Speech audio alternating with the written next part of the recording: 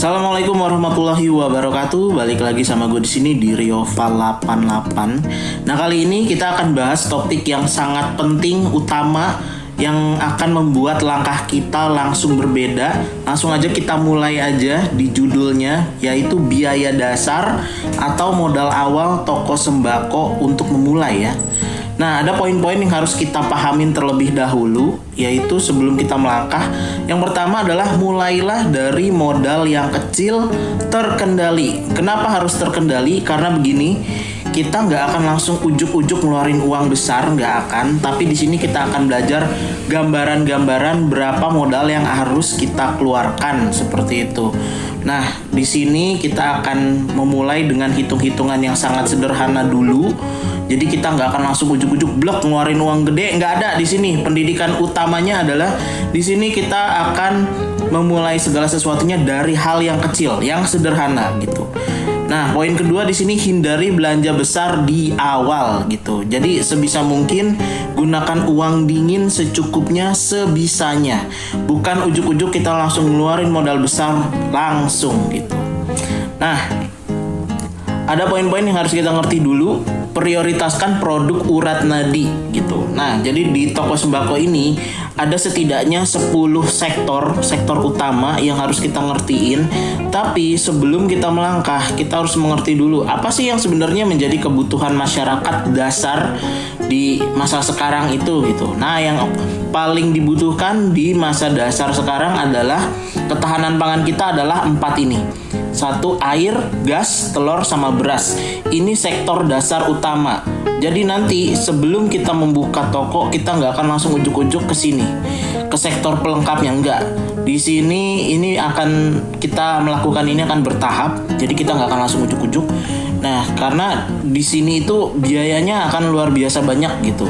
Nah, jadi ini adalah sektor yang bisa dicicil ya. Tapi kita harus ngerti dulu ini sektor utamanya. Pokoknya ada air, gas, telur, dan beras.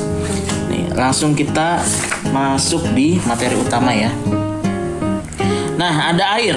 Ini modal utama air. Nah, produknya kita langsung bagi dua.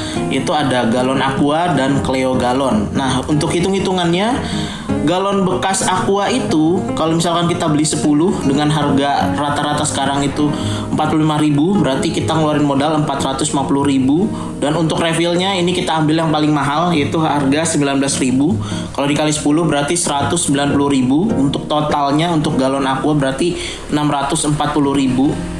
Nah, misalkan kita mau nambahin gitu Cleo galon.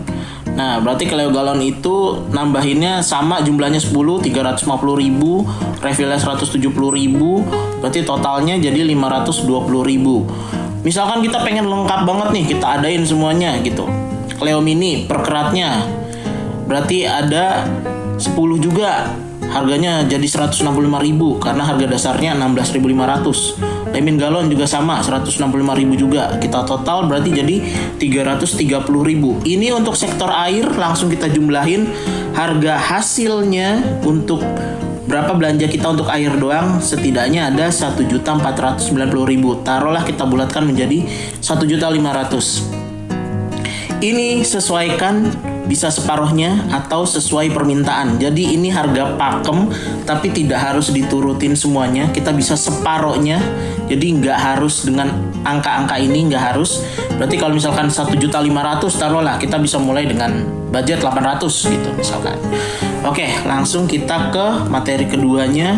Ini gas. Untuk modal awal gas 3 kilo per tabungnya itu rata-rata ya, ini kita ambil yang paling mahal. Kalau dapat yang lebih murah, ini berarti biaya kita akan turun. Kalau misalkan satu tabungnya itu 250.000, berarti kita ngeluarin modal 2.500.000 untuk tabung kosong.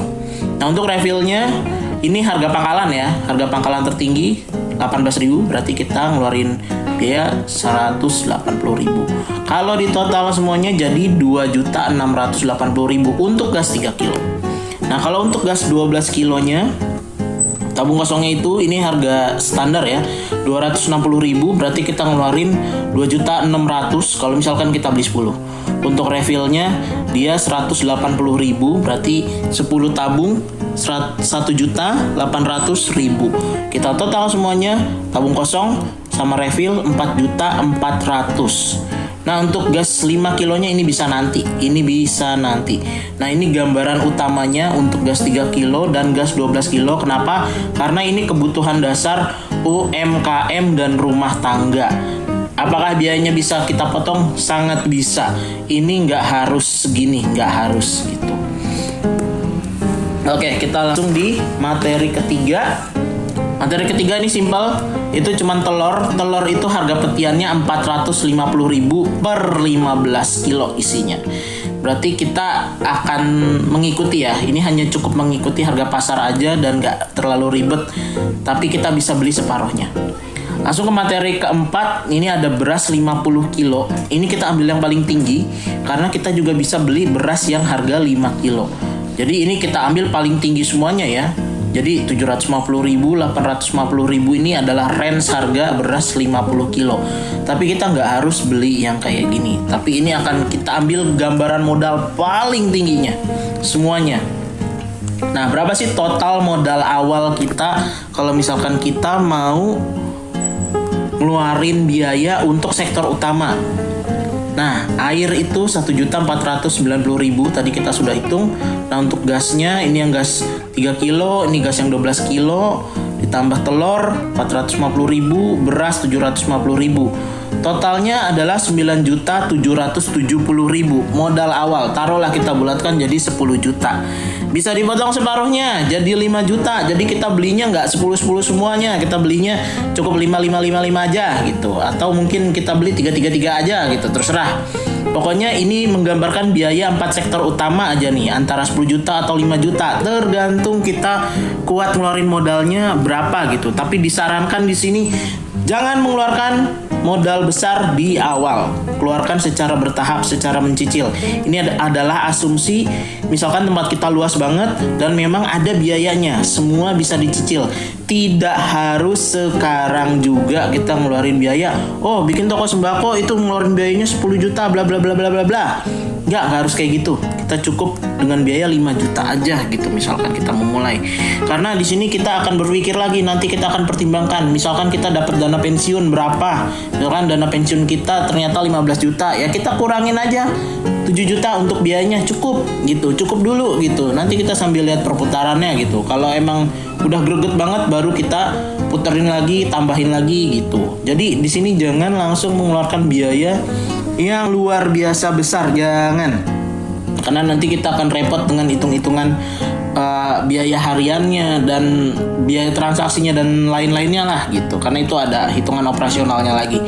Nah, teman-teman, di sini kita udah dapat gambaran utamanya.